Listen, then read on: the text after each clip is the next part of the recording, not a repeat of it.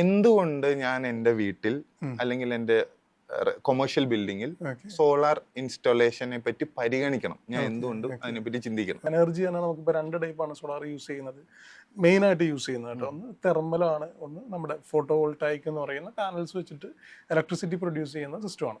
അപ്പോൾ നമ്മളിപ്പോൾ എല്ലാവരും യൂസ് ചെയ്യുന്നത്, നമ്മൾ പണ്ടോട്ട് യൂസ് ചെയ്ത ഒരു സിസ്റ്റമാണ് നമ്മുടെ വാട്ടർ ഹീറ്റർ എന്ന് പറയുന്ന തെർമൽ ടെക്നോളജി. ഇപ്പോൾ നമുക്ക് PV അല്ലെങ്കിൽ സോളാർ പാനൽസ് വെച്ചിട്ടുള്ള പവർ ജനറേറ്റ് ചെയ്യുന്നത് വീടാണെന്നുണ്ടെങ്കിൽ, കൊമേഴ്ഷ്യൽ ആണെന്നുണ്ടെങ്കിൽ നമുക്ക് എത്ര പവർ നമ്മൾ KCBന്ന് പർച്ചേസ് ചെയ്യുന്നുണ്ടോ അത്രയും തന്നെ നമ്മൾ പ്രൊഡ്യൂസ് ചെയ്ത് കഴിഞ്ഞാൽ നമുക്ക് പിന്നെ ഇലക്ട്രിസിറ്റി ബില്ല് ഉണ്ടാവില്ല. അതാണ് അതിൻ്റെ ഒരു മെയിൻ അഡ്വാൻറ്റേജ് വരുന്നത്.